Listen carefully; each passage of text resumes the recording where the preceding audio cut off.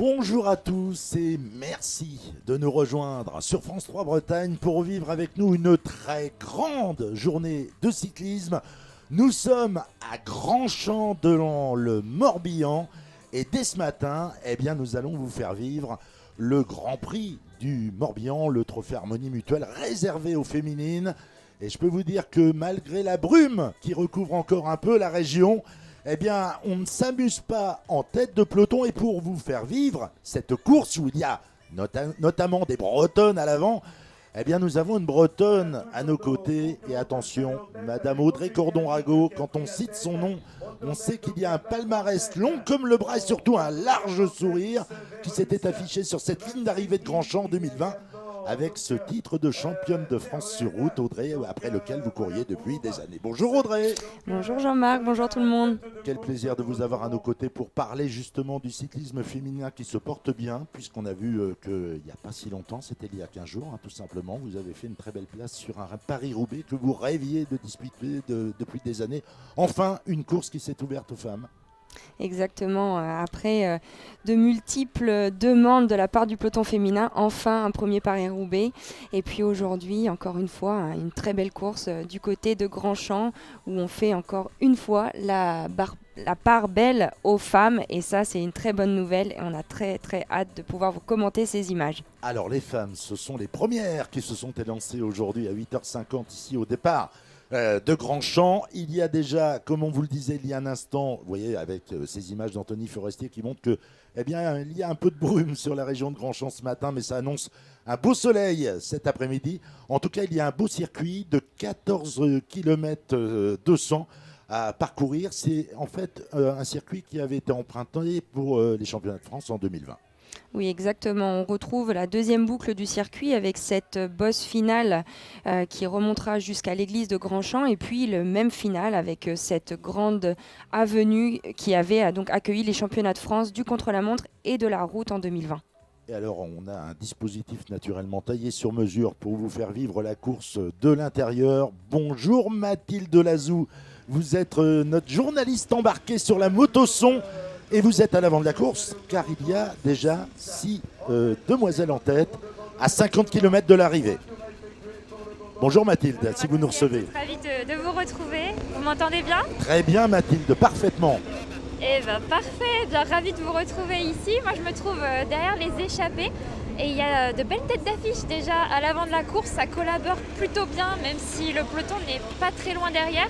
Mais on retrouve quand même des filles comme Aude Bianic ou Gladys Verlust devant, donc c'est un groupe à surveiller quand même.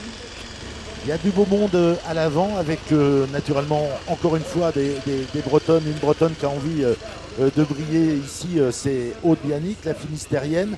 On va le détailler, ce peloton de fuyardes. On a reconnu tout à l'heure avec le Dossard 3 Maëlle Grossetête de l'équipe FDJ Nouvelle-Aquitaine Futuroscope. On a parlé naturellement de Aude Bianic qui est dans une équipe World Tour, on peut le rappeler Audrey. Aude Bianic qui est chez Movistar. Gladys Verhulst qui est donc de l'équipe bretonne Arkea Pro Cycling Team. Et puis chez Bemkink, on va parler aussi de Silvia, vous m'en parliez de cette petite italienne Valsecchi qui est une pistarde apparemment. Oui, tout à fait. Silvia Valsecchi qui est une des plus âgées de cette équipe B-Pink, équipe italienne qui est sur le circuit féminin déjà depuis pas mal d'années, un petit peu à l'instar de la FDJ Nouvelle-Aquitaine Futuroscope. C'est une des équipes les plus anciennes de ce peloton. Et Silvia Valsecchi qui est à l'avant. On la voit souvent à l'avant. C'est vraiment une attaquante.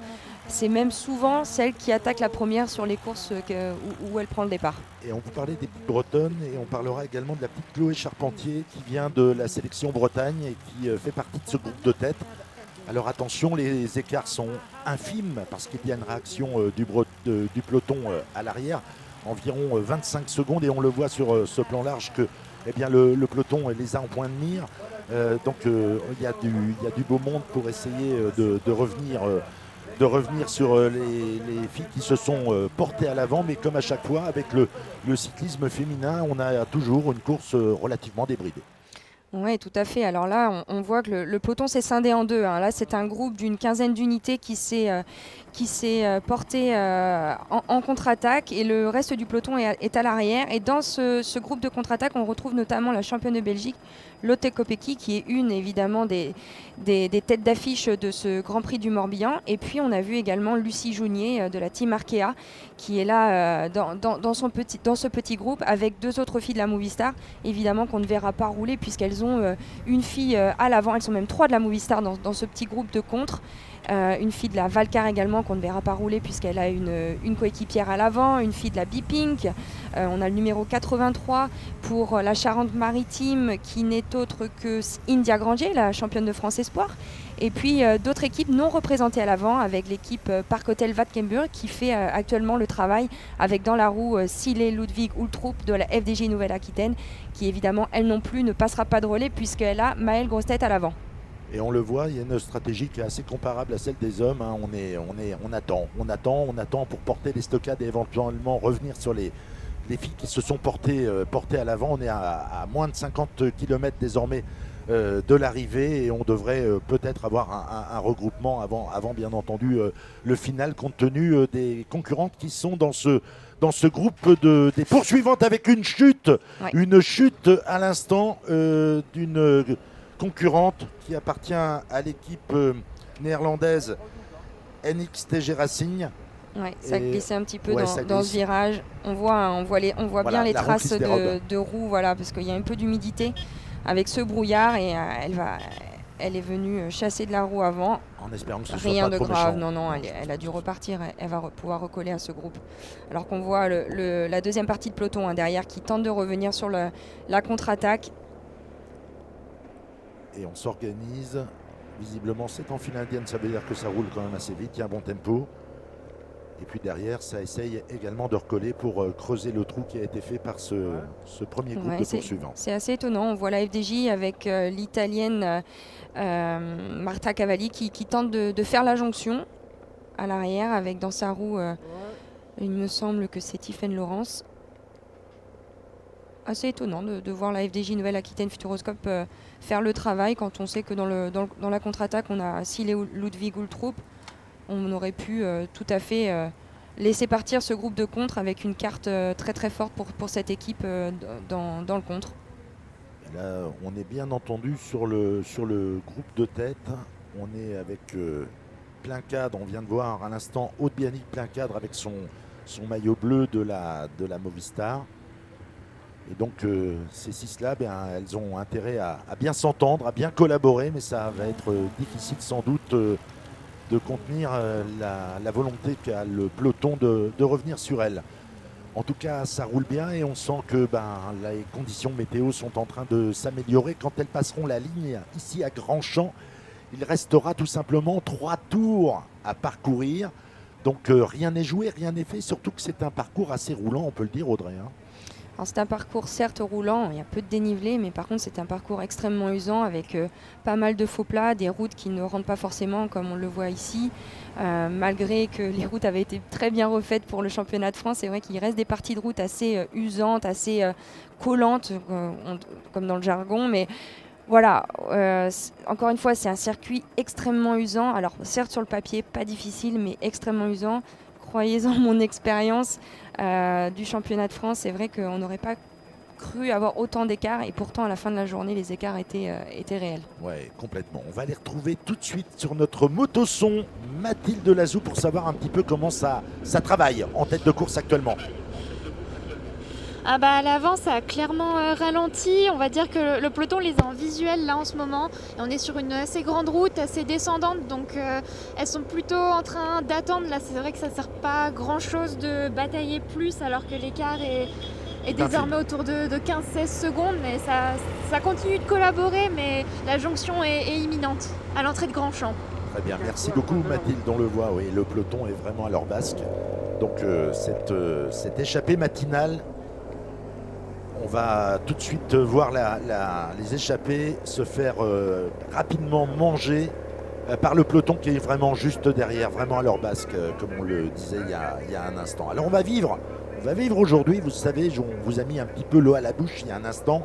On va vivre une très grande journée vélo aujourd'hui à Grandchamp, puisque cet après-midi, il y aura les garçons pour une course qui ne sera pas banale, puisque c'est l'avant-dernière manche de la Coupe de France. Rien n'est joué pour le classement final, c'est vous dire si on aura certainement des coureurs avec un appétit particulièrement aiguisé cet après-midi. Il y a vraiment un match entre certaines équipes comme Cofidis, comme la FDJ qui est encore dans le coup, et bien entendu AG2R voudrait bien garder son avance avec Dorian Godon qui est en tête de ce classement général.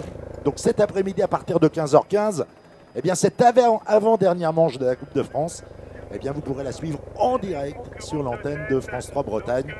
Donc on aura le temps de, comme on dit, casser un petit morceau à midi, mais revenez vite cet après-midi. En tout cas, de toute façon, avec les filles qui nous intéressent ce matin, on va aller bien entendu jusqu'au dénouement final. Donc on le voit derrière, eh bien, il y a peut-être des petites escarmouches qui vont venir. On peut s'attendre à un contre en pareille circonstance, Audrey. C'est le moment idéal pour placer une petite attaque quand on revient sur un peloton, sur un peloton d'échappée. Oui, évidemment. Puis il y a plusieurs équipes qui ont plutôt intérêt à tenter de dynamiter la course, qui n'ont pas forcément de sprinteuses aujourd'hui. Je pense notamment à la FDJ Nouvelle-Aquitaine Futuroscope ou encore à la Movistar, qui sont les deux équipes, les phares de ce Grand Prix du Morbihan, et qui n'ont pas vraiment de sprinteuses dans l'équipe et qui vont vouloir évidemment rattaquer et tenter de relancer la course. En tout cas, on profite de cette petite accalmie pour mes grosses têtes, pour manger un petit peu avant de tenter de faire le boulot pour elles et de retourner pourquoi pas dans une échappée, ou du moins de rouler quand il le faudra. Ça serait dur d'avoir une fringale avant la pause de midi, hein, parce que c'est vrai que les filles, vous avez la particularité souvent de partir très tôt le matin. On va l'expliquer un petit peu à nos téléspectateurs, parce que souvent vous êtes en ouverture des garçons et souvent sur la même journée, ce qui implique un départ souvent aux aurores. Oui, tout à fait. C'est souvent le cas, notamment sur les classiques où on court juste avant les garçons. Voilà, c'est lever 5h, 5h30, petit déjeuner 5h30, 6h. Donc je vous laisse imaginer que l'appétit n'est pas tellement là, alors qu'on n'a pas le choix. Il faut se restaurer pour pouvoir avoir les forces nécessaires pour courir. Et c'est vrai que c'est pas toujours évident. Ce matin, il faisait froid. Je les ai vus sur le premier tour. On voyait vraiment pas à 10 mètres avec ce brouillard très très épais sur Grandchamp, très humide.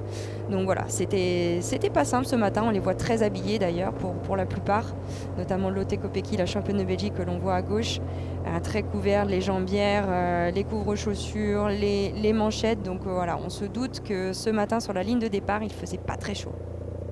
Alors on va en profiter pour tourner une petite page de publicité, mais pour mieux vous retrouver dans quelques instants. A tout de suite.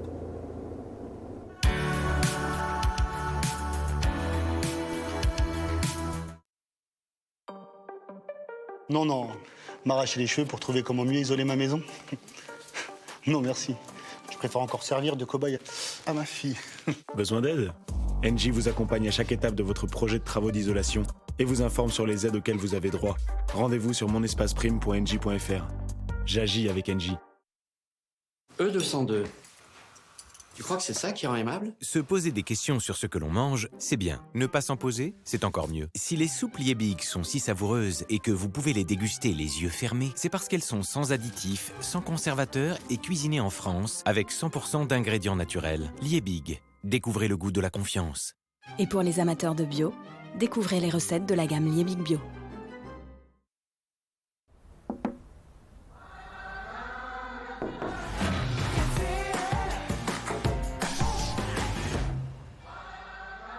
Toquez, voyez l'intérieur et retenez la fraîcheur. Nouveau réfrigérateur LG InstaView, c'est la Smart Good Life. LG, Life's Good. Signia présente la nouvelle génération d'aide auditive. Une technologie innovante pour améliorer votre qualité de vie. L'audition, c'est Signia. Dispositif médical. Avant, j'enseignais. Maintenant, j'étudie. Grâce à Vinted, j'ai enfin la place chez moi pour travailler et pour apprendre. Téléchargez Vinted. Les laboratoires Filorga créent le sérum Time Filler Intensive, un concentré d'actifs tenseurs utilisé en médecine esthétique, encapsulé dans un soin cosmétique. Chez vous, lissez tous vos types de rides en 7 jours. Nouveau Time Filler Intensive, la technologie inspirée des injectables, l'efficacité d'un sérum. Bonjour, je suis Sabrine et voici la friteuse sans huile Ninja Foodie Dual Zone. Aujourd'hui, je vais préparer des gambas avec des brochettes de légumes et des figues rôties. J'ai fait mariner les gambas et j'ai ajouté les brochettes et les figues. Je programme chaque tiroir indépendamment, puis j'utilise la fonction synchroniser pour qu'ils soient prêts en même temps. Ça a l'air délicieux. 2 compartiments pour 2 fois plus de possibilités. La cuisson est parfaite. Avec Ninja, vous en ferez plus. Préparer l'hiver sera une fête. Jusqu'au 20 novembre chez Point S, pour l'achat de 4 pneus Goodyear, jusqu'à 130 € sont offerts. Pas de stress, il y a Point S. I have a little secret. Do you believe in immortality? Mystérieux repulpant, le sérum anti-âge au venin de serpent, par Garantia. Il était une fois Nescafé Farmers Origins. C'est dans les terres luxuriantes du Brésil que nous cultivons un café puissant à l'arôme délicat de céréales et aux notes grillées. Cultivons le goût avec notre nouveau café Nescafé Farmers Origins, Brésil. Approuvé pour votre machine Nespresso.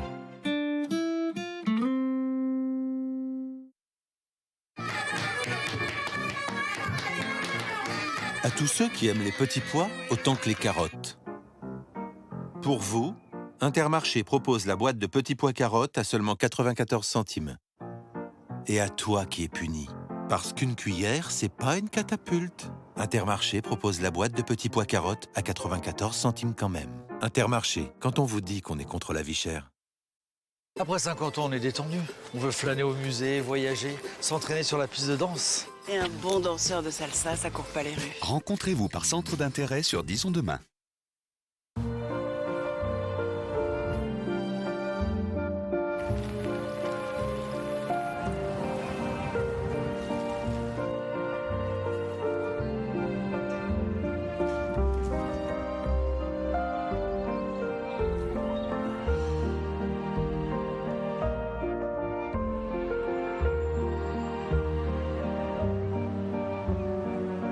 Electrolux, for better living, designed in Sweden.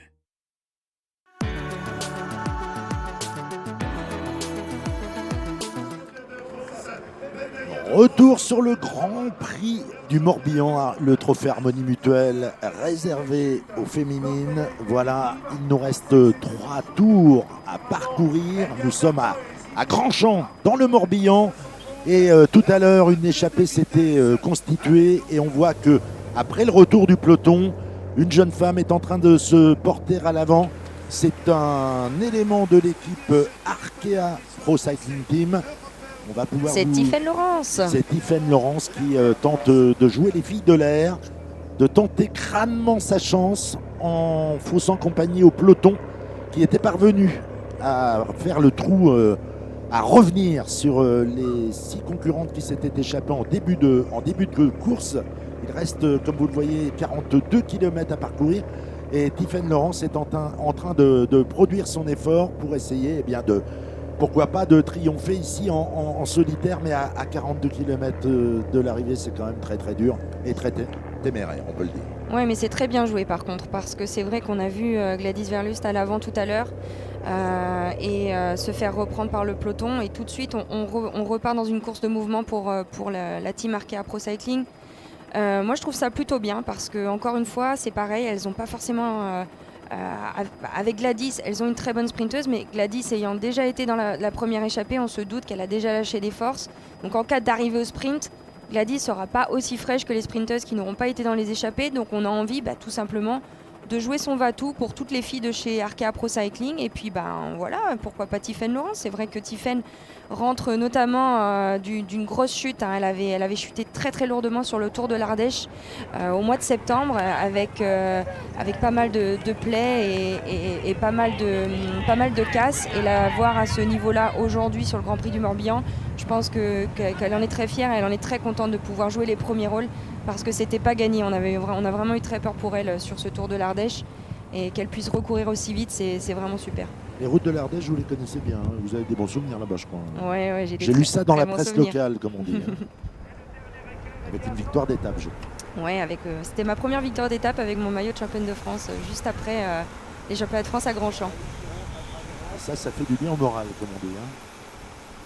Voilà, alors qu'on découvre le peloton qui est en train de parcourir les rues de Grandchamp, encore un petit peu dans la brume, comme on le découvre sur ces images vues d'en haut, commandées par Anthony Forestier, notre réalisateur qui est aux manettes ce matin, de bonne heure et de bonne humeur. Et on le voit, le peloton s'étire, c'est pas encore la bataille. On va laisser un petit peu de chance à la fuyarde. Mais en tout cas, ça s'organise pour essayer de revenir et en tout cas de peut-être constituer un nouveau groupe qui va essayer d'animer l'avant-course. On le voit, eh bien, comme chez les garçons, comme des garçons, ça s'organise bien chez les filles. Désormais, il y a vraiment des techniques de course très, très élaborées, très suivies. Le cyclisme féminin a énormément progressé ces 10 dernières années. Oui, tout à fait. On voit des équipes de plus en plus organisées, on voit des courses de plus en plus intéressantes également, des courses plus longues. Voilà, le cyclisme féminin évolue très bien et très vite ces dernières années. Et à l'image de la team Arkea Pro Cycling, on voit aussi beaucoup d'équipes féminines se monter aux côtés d'équipes masculines existantes. Et c'est une très bonne chose parce qu'elles peuvent bénéficier de l'organisation, de l'encadrement des hommes. Et Tiffaine Laurence en est la preuve. On aime voir beaucoup de Bretonnes et beaucoup de filles au sein de ces équipes et puis à l'avant des courses. Et Tiffaine montre le maillot aujourd'hui et c'est très très bien. Voilà, et puis il reste un petit tiroir à ouvrir. C'est les moyens qu'on donne aux championnes pour vivre de leur passion. Et ça, c'est un vrai chantier sur lequel vous vous êtes abondamment posé. Audrey, on ne sera pas là pour faire de la polémique, mais dire simplement qu'il y a deux balances à équilibrer, qu'il est plus qu'urgent de donner aux championnes les moyens de vivre de leur passion. C'est important. Tout à fait, ouais. Je pense que... Alors, moi, je parle un petit peu pour ma paroisse. C'est sûr qu'au sein d'une équipe World Tour, aujourd'hui, l'UCI a largement légiféré sur les équipes World Tour et on est dans de très bonnes conditions. Mais on n'oublie pas ces équipes continentales qui cherche des sponsors tous les ans, qui tous les ans se remet en question, qui tous les ans essaye d'améliorer les conditions des filles, mais qui reste très amateur. Aujourd'hui, les équipes continentales, il y a très peu d'équipes continentales qui peuvent se permettre de payer les filles décemment pour qu'elles puissent ne faire que du vélo. Et je pense vraiment à une équipe comme le Stade Rochelet-Charente-Maritime avec à sa tête Jean-Christophe Barbotin, que je connais très bien et qui se démène comme il peut pour maintenir à flot cette équipe, pour pouvoir donner la possibilité à ces jeunes filles de progresser au plus haut niveau. Et je suis très heureuse de voir cette équipe au départ aujourd'hui parce qu'elle le mérite et elle a sorti de très bonnes coureurs qu'on voit aujourd'hui au plus haut niveau. Et c'est ça dont on a besoin, c'est les équipes formatrices comme celle-ci qui amènent au plus haut niveau ces jeunes et qui permettent à ces jeunes de courir sur des courses comme aujourd'hui. En tout cas, c'est une parenthèse qu'il fallait ouvrir, vous l'avez bien dit, vous l'avez bien fait, mais c'est vrai qu'Audrey, je sais que le sujet vous tient à cœur. On va tout de suite aller rejoindre Mathilde Delazou, qui connaît bien le peloton, qui connaît bien les coureurs, et qui va nous dire si cette échappée-là, elle peut aller loin. Je sais pas si ça va aller loin, mais en tout cas elle est très très bien sortie et elle a creusé l'écart. Moi, en me retournant, je vois pas du tout le peloton. C'est vrai que là on est sur la partie nord du circuit où c'est des routes avec quand même pas mal de virages, c'est un peu plus petit on va dire, c'est plus dur de voir, mais c'est quand même un signe qui est assez positif. Pour l'instant il n'y a pas encore la voiture, mais l'écart il y a entre 25 et 30 secondes et surtout elle paraît très bien, Tiffaine. C'est vrai que pendant la coupure pub il y a eu plusieurs tentatives d'attaque et la seule vraiment tranchante qu'il y a eu c'est celle de Tiffaine qui on rappelle est du coin. Après je pense que les encouragements de ses parents, Franck et Manuela, qui la suivent sur presque toutes les courses, lui ont fait beaucoup de bien à Grandchamp aussi. Elle va pas tarder à les retrouver quand on repassera dans le centre-ville et mine de rien c'est bête mais un petit encouragement, un regard qu'on connaît, ça fait toujours du bien, ça donne de la force et là elle me paraît très bien, elle ménage pas ses efforts non plus mais c'est très belle action de la part de la Bretonne. Et c'est vrai que pour revenir sur les propos de Audrey, l'équipe Arkea est très très active depuis le début de la course et à chaque fois elles essayent d'en mettre une dans les coups et là ça a marché avec Verlust et ça marche maintenant avec Tiffaine Laurence. Et ouais, puis une équipe Arkea qui avait brillé au championnat de France, faut le rappeler parce que votre Dauphine, si je ne m'abuse, si je ne m'abuse en 2020 c'était Gladys. Ouais, c'était tout simplement Gladys qui avait signé donc la la deuxième place de ce podium national. Et qui est réitéré, et elles ont réitéré cette année, elles, avec un S, puisqu'on avait retrouvé Cédrine Kerbaol sur le podium des championnats de France de contre-la-montre élite à la 3e place, et puis encore Gladys Verlust à la 3e place du championnat de France élite sur route. Et vous, naturellement, sur la deuxième marche avec beaucoup de regrets, mais bon, c'était déjà très bien d'être parvenu à emballer ce sprint final et d'être dans le coup pour défendre ce beau maillot tricolore qui reviendra très certainement un jour sur vos épaules, je n'en doute pas. Audrey, connaissant votre détermination, vous en avez une belle collection quand même. Entre ceux du chrono et ce beau maillot sur route, il y a quand même quand il y a jour de lessive chez Audrey Cordon-Rago, comme on dit, le fil à linge est tricolore. En tout cas, voilà, c'est bien parti pour Tiffaine. Ouais, c'est vrai que ce que disait Mathilde, elle a vraiment un joli petit coup de pédale. On voit qu'elle se donne, mais qu'elle en garde un petit peu sous la pédale. Elle n'a pas le visage marqué, ça enroule bien. On voit que la vitesse est assez élevée. Elle connaît en effet très bien le circuit puisqu'elle est vraiment tout près de chez elle. Et non, elle me fait forte impression. C'est vrai qu'on pourrait imaginer un groupe ressortir derrière et la rejoindre. On avait l'impression que tout à l'heure, il y avait des velléités à la tête du peloton pour tenter de venir renforcer cette échappée. Ça serait un scénario idéal d'avoir quelques renforts qui viendraient de l'arrière. Oui, en effet, je pense que pour elle, ce serait l'idéal, avec pourquoi pas en plus une fille de chez Arkea, comme Lucie Jounier, qui pourrait intégrer un petit groupe de contre. Et comme je le disais, ça roule plutôt vite, parce qu'on a eu le zoom sur le compteur de Tiffaine et on oscillait entre 37 et 40 km/h. Donc elle est plutôt sur un bon rythme, alors qu'on voit que le peloton, quant à lui, est pas vraiment en chasse. On roule vraiment à allure très modérée. On a le temps de se restaurer, on n'est pas en file indienne, on voit le peloton assez groupé et avec une seule équipe qui chasse actuellement. Oui.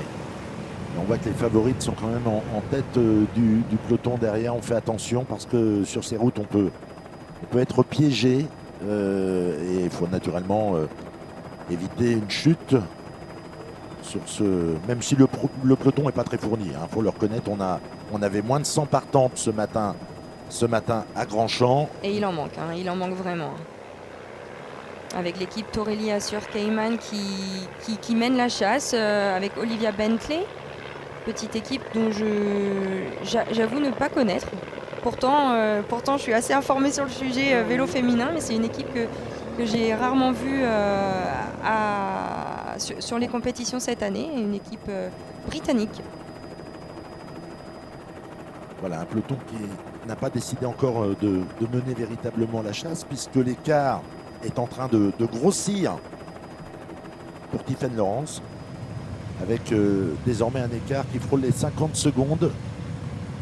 Nous sommes à 36 km de l'arrivée et elle y croit, elle a raison, elle est sur ses terres, elle est chez elle, elle est à domicile, elle a envie de briller devant ses amis, sa famille et naturellement tous les supporters du vélo féminin qui se portent bien, on l'a dit, qui a besoin de moyens parce qu'il y aura bien entendu une échéance olympique et on voudrait tous avoir de beaux résultats à Paris 2024 et il faudra bien entendu faire en sorte que toutes ces championnes puissent se préparer comme il se doit pour un événement de cette importance. En tout cas, on le voit, le peloton est derrière sagement en train d'assurer un petit tempo.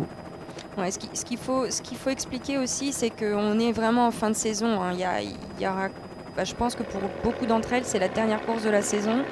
Donc il y a une partie qui reste motivée parce qu'on est à domicile, comme Tiffaine Laurens et les Bretonnes en règle générale. Et puis il y a aussi une partie du peloton qui est très, très usée, très, très fatiguée. Et c'est aussi pour ça que même chez les hommes cet après-midi, on va assister à des courses un petit peu différentes de ce qu'on pourrait retrouver si c'était au mois d'avril ou au mois de mai, avec un peloton fatigué et un peloton qui parfois n'a pas vraiment la foi à rouler derrière l'échappée. Donc Tiffaine, pour moi, a fait le bon choix d'attaquer de loin parce qu'on va se regarder au sein des grosses équipes qui va faire l'effort, qui on va mettre devant pour tenter de boucher le trou. J'ai l'impression qu'elle a attaqué au bon moment. Exactement. Moi, je pense que tactiquement, c'est très très bien joué de la part de Tiffaine et de la part de l'équipe Arkea parce que encore une fois, il y a 2 équipes World Tour au départ et 3 équipes World Tour au départ, avec la vainqueur d'hier, faut le rappeler, Sofia Bertizzolo qui s'est imposée hier au sprint. Donc on va forcément commencer à se regarder avec ces 3 équipes et jouer un jeu de dupes en se disant qui va mettre la première fille à rouler au sein de cette équipe pour tenter de ramener sur l'échappée. Et à ce petit jeu-là, on peut tout perdre. On l'a vu plusieurs fois cette année, notamment sur les Jeux Olympiques, où à force de se regarder, l'échappée va au bout. Et on le voit, elle a attaqué à 50 km de l'arrivée et elle a presque engrangé désormais une petite minute d'avance sur les poursuivantes qui ont du mal, effectivement, vous le rappeliez à l'instant, Audrey, ont du mal à s'organiser. La saison, elle est sur le point de se terminer, bien entendu, pour les féminines comme pour les garçons, mais il vous reste, vous, personnellement, encore quelques courses à disputer, Audrey. Oui, tout à fait. Le calendrier n'est pas complètement bouclé. On n'est pas terminé, malheureusement, avec la situation sanitaire. Il y a beaucoup de courses qui ont été déplacées, dont le Grand Prix du Morbihan, mais aussi le Drenthe Art et la Coupe du Monde de Drenthe, qui auront lieu, ces 2 courses, le week-end prochain, le vendredi et le samedi, aux Pays-Bas. Donc on espère qu'on aura au moins le même temps qu'à Grandchamp aujourd'hui, parce que c'est vrai que les Pays-Bas en fin de saison, c'est pas l'idéal. Non, c'est pas l'idéal. C'est comme on pouvait le penser d'ailleurs. Disputer un Roubaix à l'automne, c'est pas simple non plus. Et on l'a vu d'ailleurs.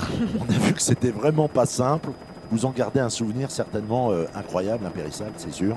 Oui, tout à fait. Paris-Roubaix cette année, ça a été un grand moment de stress au départ et puis un grand moment de joie à l'arrivée, parce que voilà, c'était la course que j'attendais, je pense, le plus cette année. Reculer déjà 3 fois, on avait vraiment hâte de prendre le départ, mais sans perspective, sans expérience, c'est vrai que c'était extrêmement stressant. Puis au final, tout s'est bien passé pour moi et pour l'équipe. Oui, et je peux vous dire que Anthony Forestier, notre réalisateur du jour, qui a réalisé ce Paris-Roubaix pour France Télévisions, en conserve lui aussi un souvenir impérissable, parce que ça a été très sportif, notamment dans les derniers kilomètres. Ça a été très dur pour nos équipes de captation qui ont fait un travail exceptionnel, vraiment exceptionnel, pour faire vivre une épreuve totalement mythique. Ça faisait plus de 20 ans qu'on n'avait pas eu des conditions météo comme ça sur un Paris-Roubaix, et c'est vrai qu'au final, il y a Sonny Colbrelli qui emporte la mise, mais il y a eu, je crois que tous les champions qui ont terminé, qui ont bouclé le Paris-Roubaix sont tous vraiment des champions d'exception. Je suis d'accord avec toi. Quand on est finisher de Paris-Roubaix, je pense qu'on prend conscience de ce qu'on a réalisé, parce que terminer Roubaix, surtout dans des conditions pareilles, c'est une réelle performance. Et ouvrir cette course, ce type de course au peloton féminin, ça veut dire quelque chose. C'est lourd de symboles. C'est lourd de symboles. C'est vraiment un nouveau chapitre du cyclisme féminin qui s'est ouvert à Paris-Roubaix et qui continuera de progresser, de s'ouvrir avec le Tour de France féminin l'an prochain. Donc non, c'est une très belle chose. Et des courses comme le Grand Prix du Morbihan ont montré la voie à ces grandes courses, puisque ça a été dans les premières courses à ouvrir les portes aux femmes. Ça, c'est important de le rappeler. Juste avant les hommes. C'est important de le rappeler, parce que c'est des organisations, alors certes je suis un petit peu chauvine, bretonne, mais c'est vrai que les organisations françaises ont été quand même, à l'instar vraiment de ce qu'on peut retrouver en Belgique, des exemples en matière de cyclisme féminin. Oui, et on voit cette concurrente totalement frigorifiée sur sa machine. On sent que même s'il y a un effort de fournir, on sent que les conditions météo ce matin, ça pique un peu quand même. Ouais, après elle est britannique, elle a l'habitude de ces conditions. On est typiquement dans les conditions de la Grande-Bretagne. D'ailleurs, j'ai pris le départ du Women's Tour, qui est le Tour de Grande-Bretagne féminin la semaine passée, et on a eu un matin à 10h, 10h30 un épais brouillard pour notre départ. On voyait vraiment pas à 10 mètres. Donc je pense que non, elle a l'habitude. Je pense même pas qu'elle ait froid actuellement.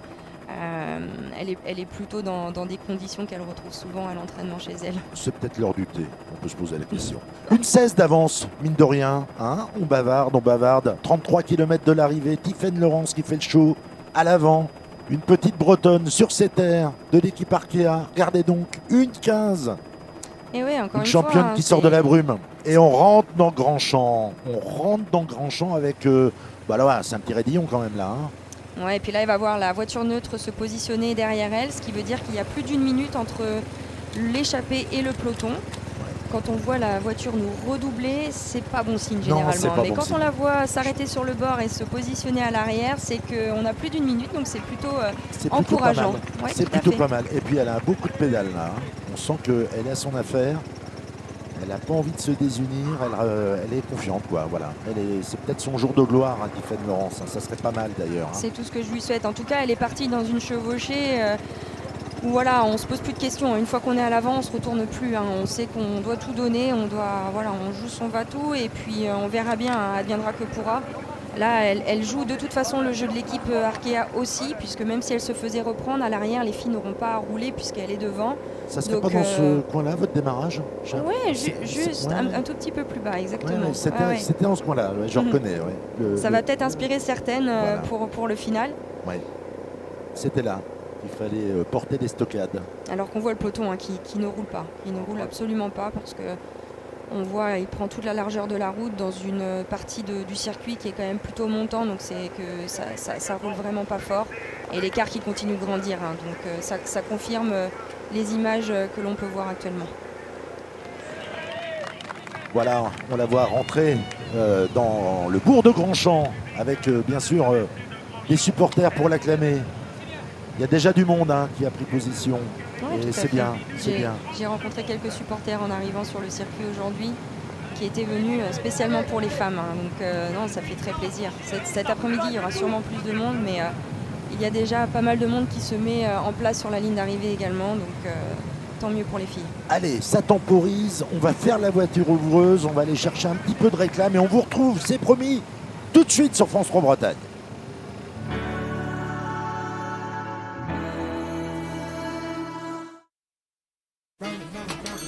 Vous vous dites sûrement que oui, Visa c'est juste une entreprise de cartes de paiement. Mais en fait, Visa, c'est un réseau qui nous relie les uns aux autres. Et comme ce petit café vous aide à ouvrir l'œil chaque matin, c'est aussi ce qui aide un petit commerce à s'ouvrir au monde. Et ça permet de nous relier les uns aux autres, partout. Découvrez Visa.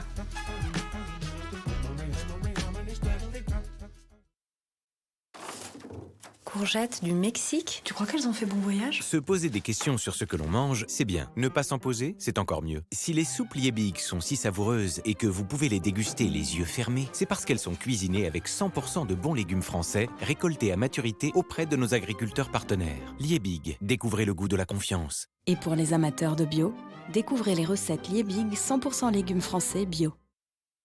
Signa présente la nouvelle génération d'aide auditive. Une technologie innovante pour améliorer votre qualité de vie. L'audition, c'est Signa. Dispositif médical. Ah, comme la vie est douce quand on est au cœur de la nature. Et pour qu'elle le soit encore plus, Paysan Breton a créé son beurre tendre. Un beurre savoureux, facile à tartiner et présenté dans un tout nouveau beurrier rond en carton recyclable. Un beurre plus tendre avec vous, un emballage plus tendre avec la nature. C'est le beurre tendre de Paysan Breton. Paysan Breton, au nom du bon. Vous avez votre mot à dire. Construisez l'avenir de Paysan Breton en participant à notre enquête sur paysanbreton.fr. Comment réduire notre utilisation du plastique? Comment faire au quotidien?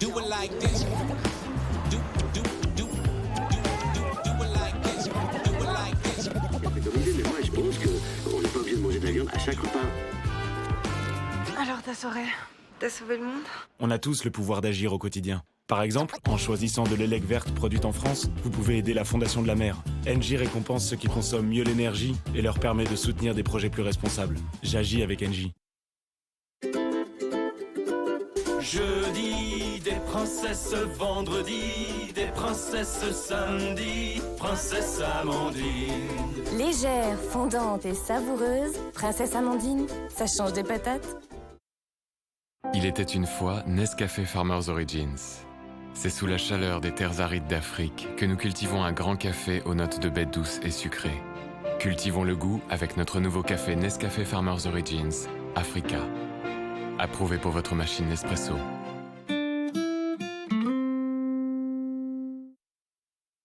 La tablette Lindor. Un carré de chocolat infiniment fondant pour un moment de pur bonheur.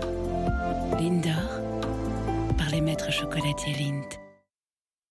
Vous qui préférez consommer plus responsable, saviez-vous que chez Leclerc, le thé glacé saveur pêche, marque distributeur en bouteille qui intègre du plastique recyclé, est moins cher que chez Intermarché par exemple? Et si vous choisissez les marques nationales, le thé glacé saveur pêche Lipton en bouteille qui intègre du plastique recyclé est moins cher que chez Carrefour par exemple. Et pour vous qui préférez les marques premier prix, le thé glacé saveur pêche en bouteille qui intègre du plastique recyclé est moins cher que chez Lidl par exemple. Quel que soit votre budget, consommer plus responsable est en moyenne moins cher chez Leclerc. Leclerc. Connais-tu notre secret? Imagine surmonter les obstacles en inventant des technologies toujours nouvelles. Et puis, imagine le faire de manière simple et efficace, uniquement avec de l'eau et de la chaleur. Que vois-tu? La vapeur. Polti, notre vapeur, un secret tout naturel. I have a little secret. Do you believe in immortality? Mystérieux repulpant, le sérum anti-âge au venin de serpent, par Garantia.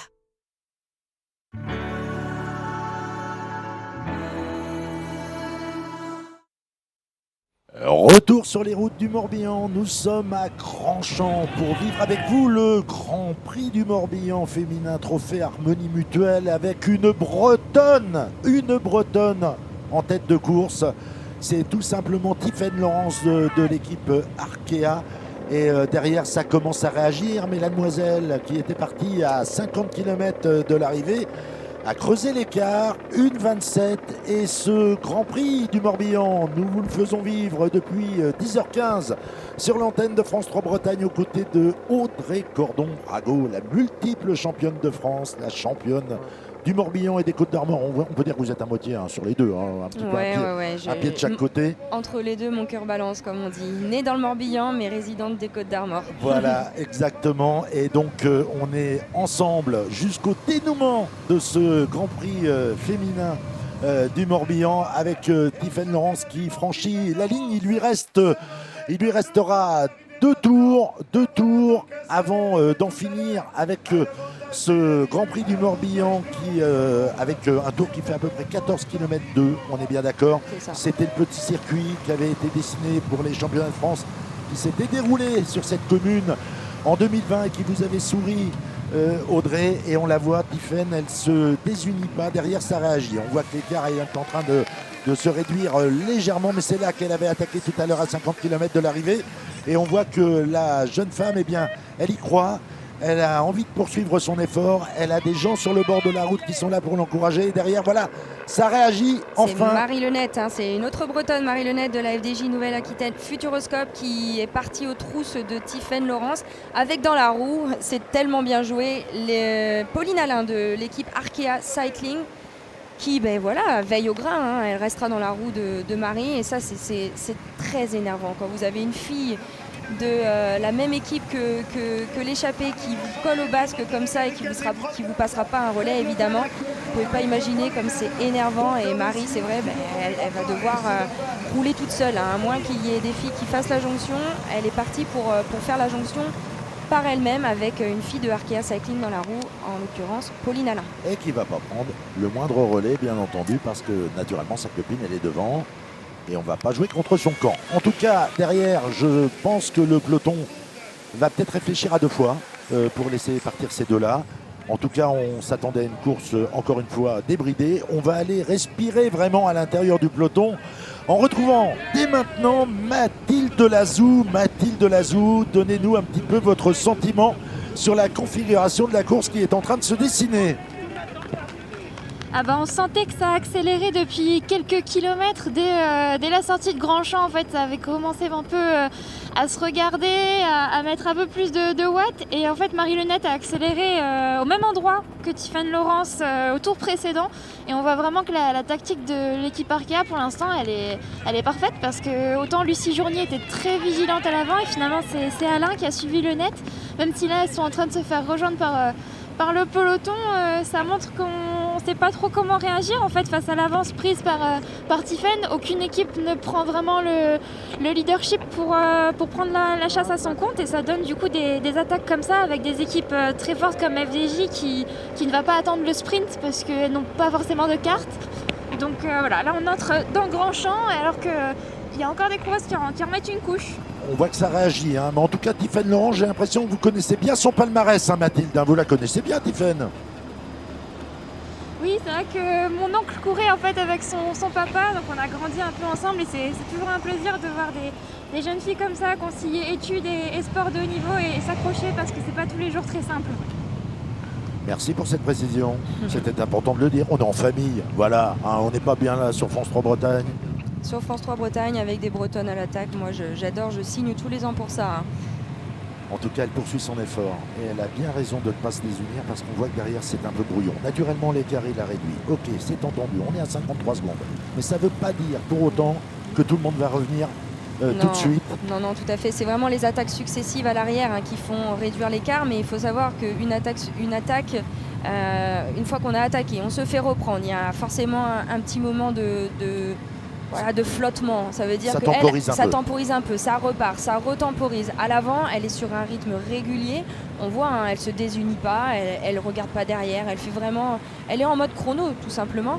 Et à l'arrière, en plus, on a un travail de sap de la team Arkea Cycling qui est franchement fantastique. Ah oui, là, ils font du beau boulot. Ouais, la FDJ Nouvelle-Aquitaine Futuroscope qui avait renvoyé tout de suite Victory Hillman à l'attaque une fois que Marie Lenette a été reprise. Tout de suite prise en chasse par Gladys Verlust. Ouais. Franchement, on aime voir du vélo comme ça et une superbe course d'équipe jusqu'ici de la team Arkea. C'est du tableau noir. C'est du tableau noir. La preuve que vraiment, on a affaire à des équipes qui savent effectivement lire la course, tout simplement. Exactement. Et là, on le voit bien à l'arrière. Voilà, un moment de flottement au sein du peloton. On voit comment Marianne Hinault qui se porte devant le peloton. C'est pas l'équipe de Bretagne clairement qui va faire le travail pour faire leur jonction sur Tiphaine. Elle vient se positionner à l'avant sûrement pour être placée sur des petites routes qui arrivent. Et voilà, ça permet à Tiphaine de reprendre du champ. Et oui, puis c'est pas tellement étonnant de voir Marianne Hinault se porter à l'avant quand on sait que l'année prochaine, elle devrait rejoindre les rangs de l'équipe Arkea. Elle va devenir, comme on dit, professionnelle dans une équipe qui lui a ouvert les portes. Elle va faire une expérience de 1 an ou 2. C'est tout simplement la fille de Sébastien Hinault qu'on salue. Un des directeurs sportifs chez les garçons de l'équipe Arkea et une jeune fille très prometteuse. En tout cas, elle sera professionnelle dans les rangs d'Arkea Cycling Team l'an prochain. Et on le voit, à l'avant, on voit que les prétendantes à la victoire finale occupe les premiers rangs. On reconnaît à son style caractéristique et son maillot Movistar Haute-Bianique qui est aux avant-postes.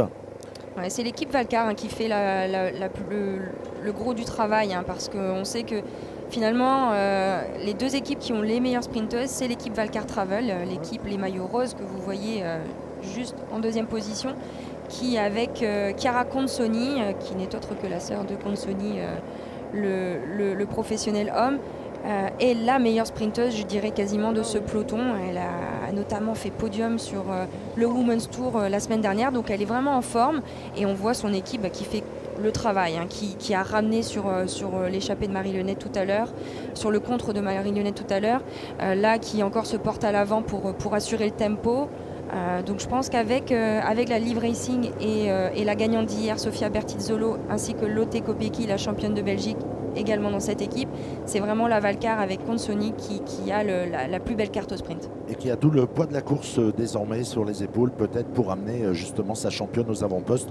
En tout cas, pour Tiphaine Laurens, ça marche bien. Il y a toujours une petite avance, un tapis de sécurité d'1 minute à 24 km de l'arrivée. Et sincèrement, vous voyez, on a une météo sympa, 11 degrés, il faisait 9 au départ, avec un petit peu de brouillard, une brume qui a du mal à se lever, mais qui sera partie cet après-midi à 15h pour revenir cette fois sur la course des garçons.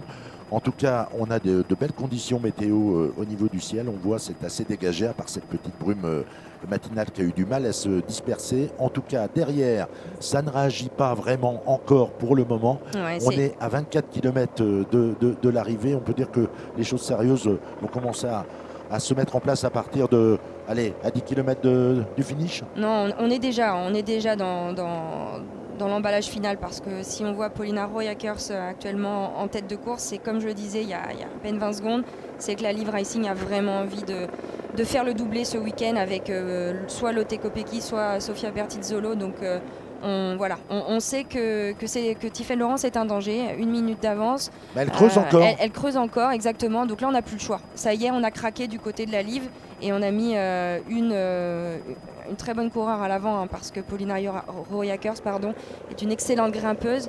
moins à l'aise dans les parties techniques. Donc voilà, elle se porte à l'avant et elle va maintenant imposer un rythme plus élevé au peloton pour pouvoir non pas boucher l'écart tout de suite, parce que boucher l'écart tout de suite voudrait, ça voudrait dire se mettre encore en danger pour le peloton en cas de nouvelles attaques, mais en tout cas gérer l'écart pour qu'il ne grandisse pas trop, pour pouvoir mettre le coup de grâce final dans le dernier tour, dans les derniers kilomètres pour un sprint massif. En tout cas, chez Movistar, on a des ambitions aussi, hein, c'est clair. Moi, j'ai vu tout à l'heure parler, faire marcher les oreillettes. On voit que ça commence à discuter fort, parce que eux, c'est pareil, ils ont une stratégie qui est complètement différente. Pour éventuellement s'imposer aujourd'hui, ils ont intérêt de partir de loin. Oui, je pense qu'ils ont plutôt intérêt de partir de loin. Maintenant, il faudrait savoir, alors on n'a pas eu l'information, si elles ont quand même une carte au sprint avec Sheila Gutiérrez, qui termine, qui a fait de très bons sprints sur le Women's Tour aussi la semaine dernière, qui est un petit peu la course de référence finalement pour aujourd'hui, quand on veut parler de filles en forme. Et elle était très très en vue la semaine dernière, avec des très bons sprints également, donc pourquoi pas l'avoir s'imposer. Elle s'était d'ailleurs imposée sur le Grand Prix du Morbihan dans les années passées. Donc c'est aussi une très bonne carte pour la Movistar, mais je pense quand même qu'on va vouloir une course de mouvement, à l'instar de la FDJ Nouvelle-Aquitaine Futuroscope, parce qu'on n'est pas sûr de notre carte au sprint et on sait qu'il y a plus fort. Oui. Avec ce maillot noir que vous voyez en 4e position, je veux revenir sur la présence de cette sélection Bretagne et rendre hommage au comité de Bretagne, qui fait vraiment un gros travail pour développer lui aussi le cyclisme féminin en Bretagne. Et c'est important d'avoir les meilleures représentantes de notre région au sein de courses aussi relevées que celle-là. C'est vraiment très bien de donner sa chance à la relève, tout simplement, du cyclisme féminin en Bretagne. Oui, tout à fait. Ça permet vraiment à ces filles qui ont plutôt l'habitude de courir au niveau régional et un petit peu au niveau national, de participer à une course d'envergure, de participer à une course de niveau international, avec des filles qui courent en World Tour tout le reste de la saison. Donc pour elles, c'est la découverte, c'est l'apprentissage, et c'est une très bonne chose, avec une Marianne Hinault qui, elle, a quand même un petit peu d'expérience déjà. Je pense que ça doit être la plus âgée finalement de ce groupe Bretagne, et qui permet aux filles de se faire plaisir, d'avoir une dernière course de la saison au plus haut niveau sur leur terre, et elles se montrent très bien. Il y en avait une dans l'échappée avec Chloé Charpentier qui était représentée. Moi je trouve ça très bien, parce qu'il y avait des équipes World Tour qui n'étaient pas représentées à l'avant. La Bretagne a su mettre un élément à l'avant. Elles sont actrices de la course, c'est très bien. C'est très bien. Et puis on peut parler un peu du pic de forme, parce que c'est vrai qu'avec le décalage de toutes ces courses, ça a quand même dû jouer énormément sur les organismes des champions et des championnes. Je pense que ça va être délicat d'aborder la nouvelle saison sans sas de décompression. Vous allez peut-être faire un petit peu de cyclocross, Audrey, ou pas? Non. Ouais, si, je pense qu'il y aura un peu de cyclocross cet hiver, comme je le fais tous les ans. Ça permet de faire des intensités autrement que toute seule à l'entraînement. Donc c'est intéressant comme support. Et puis oui, pour beaucoup de filles, la saison se termine tard et la saison reprend de plus en plus tôt. Donc c'est important de faire une coupure pour la tête, pour le physique. Mais c'est vrai que c'est pas toujours simple de pouvoir vraiment couper maintenant que le calendrier se remplit, le calendrier est de plus en plus fourni, et puis que toutes les équipes ont envie de courir. Ouais, beaucoup d'admiration pour ces championnes, pour ces champions qui font de multiples efforts tout au long de la saison pour garder notamment un poids de forme, pour avoir l'endurance, avoir la caisse, comme on dit, pour bien figurer sur les épreuves qu'elles ont biffées en tête en début de saison. C'est quand même un sport ô combien exigeant et qui demande vraiment beaucoup de respect. C'est pour ça qu'en Bretagne, vous le respectez, ce sport, vous qui avez connu certainement beaucoup de coursiers. Tous les spectateurs qui nous suivent savent que le sport cycliste, c'est un sport exigeant avec un décor de rêve, parce qu'on a vraiment les plus belles routes pour le pratiquer. En tout cas, voilà, derrière, les maillots roses sont à la manœuvre. Ouais, le team Valcar Travel et Service qui, comme je le disais tout à l'heure, a plutôt intérêt à rouler, parce que Chiara Consoni est très en forme. C'est une excellente sprinteuse. C'est l'équipe notamment de la championne du monde, Elisa Balsamo, qui était à l'origine prévue pour venir sur le Grand Prix du Morbihan, et puis qui s'est ravisée car tout simplement elle doit partir sur la piste sur les championnats du monde. Mais on a quand même tenu à amener une équipe avec la Française Margot Vigy qui était à l'avant tout à l'heure dans les 6 échappées de matinale. En tout cas, on voit que l'effort du peloton, ça se paye au compteur. 42 secondes d'avance désormais pour Tiffaine Laurence, qui continue son cavalier seul à 21 km de l'arrivée. Tiffaine Laurence, elle a raison de poursuivre, parce que Je pense que pour revenir sur elle, va peut-être y avoir besoin d'alliés de circonstances. J'ai du mal à les identifier dans le peloton derrière. Oui, tout à fait. Là, la Valcar a déjà mis 2 filles à rouler. En tête de peloton, c'est Ilaria Sanguinetti. Avec derrière elle, je pense que ça va être Elisabeth Stannard, je vois pas bien le dossard. Ouais. Et la Liv qui a mis une fille, sachant que la Liv ne sont que 4 au départ, ça veut dire qu'il restera seulement 2 filles pour amener la sprinteuse. Alors, est-ce qu'on sprintera pour Lotte Kopecky, la championne de Belgique, ou pour Sofia Bertizzolo qui a gagné hier au sprint? Telle est la question, mais en tout cas, c'est évident que ça va réduire les effectifs pour l'emballage final. Et sur un emballage final tel que celui de Grandchamp, avec cette bosse de l'église qui intervient quand même à moins de 5 km de l'arrivée, et puis ce long faux plat vers l'arrivée qui est quand même difficile, c'est pas un sprint sur le plat, hein, c'est vraiment un sprint en force, eh bien, ça pourrait sourire à une fille qui n'a pas forcément d'équipière. Eh ben, on va aller faire le point. On va aller faire le point avec Mathilde qui est encore sur notre motoson. Mathilde, ça réagit comment? Vous le sentez comment le scénario final? Ah bah clairement l'équipe Valcar va tout donner pour revenir sur Tiffaine Laurens et jouer au sprint. C'est vrai que la carte Consoni ça paraît la meilleure, surtout qu'elle a fait 3e hier Chiara. Mais je dirais attention quand même à une Française dont on n'a pas évoqué le nom depuis le départ. Là je viens de la voir prendre un gel, donc elle se prépare elle aussi à l'arrivée. Elle a fait 2e hier. Je parle de Valentine Fortin qui évolue chez Saint-Michel-Aubert. Depuis le début de la course, elle est aux avant-postes du peloton, elle est très vigilante. Elle sort de superbes championnats d'Europe où elle a été championne d'Europe et médaillée de bronze sur l'américaine. Elle n'a pas besoin de coéquipière, même si elles sont 4 au départ, elle n'a besoin de personne pour faire son sprint. Et peut-être que justement tout le travail de sap que fait la Valcar actuellement peut lui profiter, peut lui sourire. En tout cas, c'est le genre de sprinteuse dont il faudra se méfier dans le dernier tour si elles parviennent bien sûr à revenir sur Tiffaine Laurens. Mais c'est vrai que l'écart s'est quand même sacrément réduit depuis que les Italiennes roulent. Ouais, 30 secondes. Et Tiffaine, vous la sentez comment? Tiffaine Laurens, vous la sentez encore bien? On l'a en visuel, les épaules bougent un peu plus que tout à l'heure, elle s'emploie, ça c'est clair, chapeau. C'est un beau baroud qu'elle nous fait là, mais c'est vrai que ça va être compliqué de lutter maintenant que les équipes de sprinteuses ont enfin pris leurs responsabilités. Et là, c'est vrai qu'avec le dernier tour et les chances de pouvoir sortir seule aussi pour les autres formations qui ne veulent pas attendre le sprint, ça va être compliqué pour Tiffaine, mais chapeau d'avoir tenu aussi longtemps et d'avoir fait un aussi bel écart. Et là, le peloton va l'avoir en visuel comme nous, et c'est là que ça va être compliqué. La voiture s'est garée, donc mentalement, elle va prendre un coup, même si on arrive bientôt dans Grandchamp, qu'elle va avoir les supporters qui vont l'encourager. Je pense que ça va pas être suffisant, malheureusement. Merci Mathilde. En tout cas, effectivement, l'écart il est en train de tomber à 16 secondes avec le peloton des morts de faim. Tiffaine, oui, elle peine un petit peu sur la fin. Là, il y a 20 km de trop, on va dire.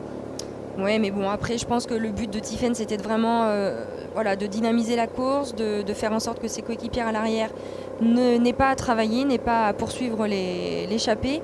Elle a très très bien fait son travail, ça aurait très bien pu lui sourire, hein. C'est vrai qu'on a longtemps vu les équipes de sprinteuses se regarder et jouer à qui ira la première rouler. Bon, malheureusement, l'équipe Valcar sait très bien qu'en la présence de Chiara Consoni, elles ont vraiment une très belle carte à jouer. Elles ont envie de prendre un petit peu leur revanche d'hier, puisqu'elle avait terminé 3e, battue par Valentine Fortin qui avait pris la 2e place en effet.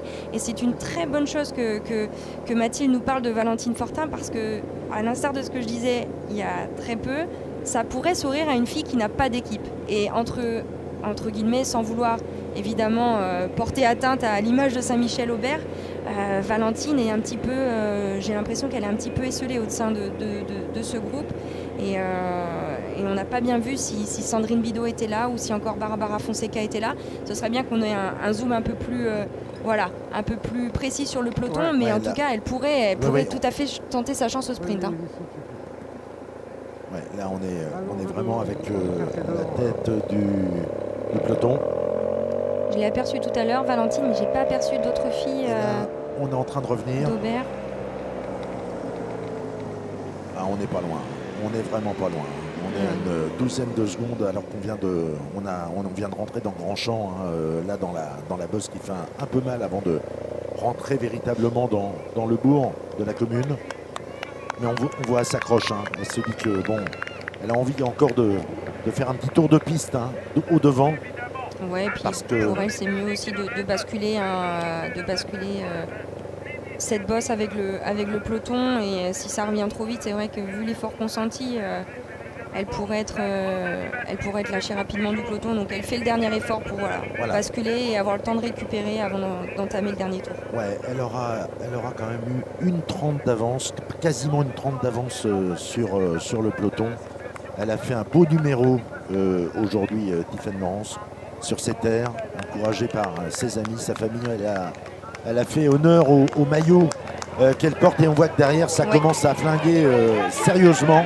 Il me semble que c'est Marie-Lenette qui repart. Ouais, Marie-Lenette qui repart à l'attaque. Non, c'est pas Marie-Lenette, c'est Victory Gilman qui repart à l'attaque. J'ai reconnu la Nat, il me semble. Ouais, la FDJ Nouvelle-Aquitaine qui a vraiment envie qui veut pas arriver au sprint. Hein. Elles ont bien compris que leur chance à elles, c'était d'arriver dans un petit groupe. Elles sont toutes assez rapides. Voilà, et on voit l'arrivée dans Grandchamp avec ce petit pif-paf devant l'église. Et on remonte pour rejoindre, bien entendu, cette belle ligne d'arrivée tracée à Grandchamp et qui va sans doute accueillir de très belles épreuves dans les années à venir, parce que c'est un circuit qui a été vraiment dessiné pour permettre aux épreuves encore toujours plus huppées de pouvoir venir visiter ce coin du Morbihan où on aime tant le vélo. Voilà, on est à moins de 18 km de l'arrivée. C'en est fini pour Tiffaine Laurens qui était partie au kilomètre 50 avant l'arrivée et qui avait réussi à maintenir un écart pendant longtemps. Voilà, elle est mangée par le peloton qui était assez basque depuis un bon moment. Et ça attaque pour la team Arkea. Encore avec Arkea. C'est extrêmement bien joué parce qu'encore une fois, on voyait le moment de flottement. D'ailleurs, Victory Gilman, on voit, elle a du mal à raccrocher les roues. Elle vient de faire un effort assez intense pour rentrer sur Tiffaine Laurens. Et tout de suite, on en profite de la part de Pauline Alain pour repartir, retenter. C'est très très bien joué. C'est bien joué, ouais. C'est très bien joué. Et en tout cas, on voit que l'équipe Arkea, en tout cas aujourd'hui, elle aura été véritablement acteur de cette course. Ils ont été à l'avant. Ah oui, de bout en bout. Hein, elle en remet. Elle ne se retourne pas, Pauline. C'est extrêmement bien joué. Très bien joué. Très bien joué. Et là, on voit que c'est dur derrière, parce que. Mais oui, c'est dur parce que vous voyez, Victory Gilman, elle a déjà fait l'effort pour rentrer sur Tiffaine, et là, c'est encore à elle. On ne voit pas de fille de la FDJ tout de suite dans sa roue qui puisse la relayer. Et c'est encore elle qui vient boucher. Elle est extrêmement costaud, hein, Victory, aujourd'hui. Elle vient encore boucher le trou. Il n'y a pas de cadeau là. On a 16 km de l'arrivée et sincèrement, les équipes ont toutes des intérêts, mais pas en commun. C'est le centre mondial, ouais. Là, c'est le centre mondial qui tente aussi sa chance. Tout le monde a envie de repartir à l'attaque. C'était un petit peu le piège de vouloir rentrer trop vite. On s'expose à des nouvelles attaques et pour les équipes de sprinteuses qui ont déjà fait un effort, c'est difficile de pouvoir contenir le peloton. Mais je pense que Tiffaine Laurens leur a fait grosse impression. Elle leur a fait peur, tout simplement. Ils se sont bien dit, sûr, bien sûr. Une fille comme ça, qui est capable de creuser un écart, de faire un éclat. Attention, on va la surveiller comme le lait sur le feu. Alors qu'on se posait la question de savoir si Valentine Fortin était accompagnée de ses coéquipières, il me semble avoir vu Sandrine Bidot qui est encore là, qui va pouvoir lui donner un coup de main sur ce dernier tour, la placer au mieux pour le sprint. Les maillots orange de Saint-Michel-Aubert, on les a vus, ils sont en deuxième ligne au sein de ce peloton. J'ai distingué un ou deux maillots de chez Saint-Michel. En tout cas, ça continue de... Et c'est Stine Borgli, la norvégienne de la FDJ Nouvelle-Aquitaine Futuroscope, qui passe à l'attaque cette fois-ci. On va essayer de durcir la course à mon avis, parce que la FDJ, comme vous l'avez dit, avec beaucoup d'à-propos tout à l'heure, Audrey, la FDJ, elle a peut-être besoin de partir de loin. En tout cas, ça y est. C'est l'Australienne. Non, c'est la Norvégienne. Norvégienne, pardon. Qui tente de prendre le commandement de la course, mais on voit que tout le monde est aux aguets. Personne... là, il n'y a plus de bon de sortie, c'est clair. S'il y a bon de sortie, en tout cas, ce sera à la pédale. Ce ne sera pas une échappée qu'on laisse sortir un peu en facteur, comme on dit. Non, ça se fera à la pédale, parce que là, on sent qu'il y a une réelle envie de 2 à 3 équipes d'arriver au sprint. Donc je pense que là, Arkea Cycling et puis Et puis FDJ Nouvelle-Aquitaine Futuroscope ont très envie de dynamiser, mais encore une fois, elles ont lâché beaucoup de force. Elles ont vraiment tenté à plusieurs reprises. Voilà, alors que c'est Marta Cavalli qu'on voit. Voilà, ça part encore pour la FDJ sur la gauche. Marta Cavalli, l'italienne, qui suit une de ses compatriotes, la 41. Ça, c'est une des... Nadia Quagliotto. Ça, c'est une des lignes droites les plus longues, hein, selon vous, non? Ouais, c'est ce qui me la semblait. plus longue. C'est la plus longue, C'est définitivement. Ouais, d'accord, il me semble. On s'amuse, on se taquine parce que c'est là que Audrey Cordon-Rago avait raflé son titre de championne de France sur route. Je le dis pour les gens qui ne connaissent pas le vélo féminin et qui nous ferait le bonheur d'être avec nous ce matin. C'est là que notre Bretonne Audrey Cordon-Rago avait en 2020 endossé son beau maillot de championne de France sur route. On le voit donc cette longue ligne droite. Quand on passera une fois sur la ligne, il restera tout simplement aux concurrentes encore un tour de circuit à parcourir. On le voit, toutes les tentatives depuis ce matin ont avorté. Il y a eu d'abord un groupe de 6 coureurs et puis après naturellement cette belle échappée solitaire qui n'a pas été... Et ça repart pour Lucie Junier. Je te coupe Jean-Marc, mais là c'est très intéressant ce moment de la course où on voit... Voilà, c'est le dernier tour et on voit les équipes qui n'ont pas sprinteuse vraiment tout tenter. Là c'est encore la Arkea Cycling Team qui repart avec Lucie Junier, qui a fait une très belle course hier, qui s'est classée je crois 8e. Donc là c'est parti, on va comme on dit se donner... Suivi par la vainqueur d'hier, Sofia Pertizzolo, dans sa roue de la Live. Et là on se surveille bien entendu parce que le coup qui part peut être gagnant. Donc on est à l'affût et je pense que là ça fait très mal au peloton. Et encore une Bretonne à l'avant, hein, Maëva Skiban pour le Stade Rochelet Charente-Maritime. Maëva, vraiment de jeune pousse hein, qui est à la fois à l'aise, même en cyclocross elle est bonne. Hein. Oui, tout à fait. Puis hier on l'a vu vraiment à l'attaque. Ouais. Elle s'est montrée. Je crois que c'est une jeune fille de Plougastel d'Aoulas, il me semble. Oui. Finistérienne, tout à fait. Exactement. Qui a quitté peut-être le rang des juniors que récemment. Je crois qu'elle était encore junior il y a 2 ans. Ça doit être sa 2e année chez les Espoirs. Voilà. Et c'est reparti avec Gladys Verlust dans la roue. Marie Lenette, suivie de Lotte Kopecky. Ah, on tente tout. Hein. Et c'est assez étonnant de voir Lotte Kopecky et Sofia Bertizzolo pour la Live qui n'hésitent pas à suivre les coups. Hein. Elle travaille, alors qu'on pourrait se dire qu'elle resterait au chaud pour le sprint final. Mais non. Elles sont à l'avant, elles tentent aussi, pourquoi pas l'échapper. Mais il y a encore du jus dans le peloton. Hein. Vraiment, on s'aperçoit que derrière, ça ne se désunit pas. Hein. On arrive à répondre aux coups. Il n'y a que 100 km aujourd'hui, Jean-Marc. Et c'est vrai que ça joue parce qu'on a plus l'habitude... aujourd'hui sur les courses internationales d'osciller entre 110 et 140 voire 160 maintenant, donc c'est vrai que là pour la plupart elles sortent du Women's Tour où on avait plus de 120 km tous les jours, donc les kilomètres elles les ont, donc au bout de 100 bornes on a encore du jus, on a encore de la réserve. Ouais. Et c'est vrai que les distances ont progressé hein, pour le peloton féminin. En tout cas on voit que... Et ça a cassé, hein, vous voyez Oui, il y a une petite cassure, mais elles sont pas loin. Et là, ça va repartir. Lucie Junier qui remet une petite couche. Voilà. Non, vraiment, la team Arkea fait un boulot énorme aujourd'hui. Elle mériterait vraiment d'être récompensée. Hein. Très certainement, oui, parce qu'ils ont été acteurs du début à la fin. Et je dirais même qu'il y a vraiment une science de la course, là, vraiment. Du tableau noir, on a bien travaillé chez Arkea et vraiment, on se concentre sur ce qu'on doit faire. Exactement. Tout le monde fait sa part de travail et effectivement, ça ne serait que justice de monter sur la boîte. Marie Lenette aussi, un gros travail de Marie Lenette qui est dans la roue là, de Lucie Junier, qui a aussi tenté, qui maintenant fait le taf, essaye de rester au devant du paquet et de suivre les coups qui pourraient être intéressants. Ah, ça démarre, c'est parti. Aude Bianic qui repart. Ouais. On voyait bien que chez Movistar, on avait envie de faire un coup. Alors attention, là c'est un peu glissant. Ouais, mais Aude, c'est une très très bonne descendeuse. Hein. On le voit, elle fait la différence. Hein. Vous voyez derrière, les filles sont en roue libre, tandis que Aude, elle pédale dans les virages. Ouais. Si on voit tout de suite l'expérience de Aude. Si je peux faire, si je peux dire quelque chose, c'est que Arkea certes fait un boulot énorme. On voit les filles, elles ont envie, elles ont vraiment la grosse envie. Mais est-ce que leurs attaques sont vraiment porter au bon moment, je suis pas sûre. Alors que Aude, vous avez vu, elle a attendu le bon moment. Son attaque est tranchante, son attaque est exactement là où il fallait attaquer. Si j'avais dû attaquer, j'aurais attaqué exactement au même moment. Elle sait qu'elle a des aptitudes en descente, on l'a vu, elle a pédalé dans les virages, tandis qu'à l'arrière, c'était un petit peu plus laborieux. Aude, elle a fait exactement ce qu'elle devait faire à ce moment-là de la course.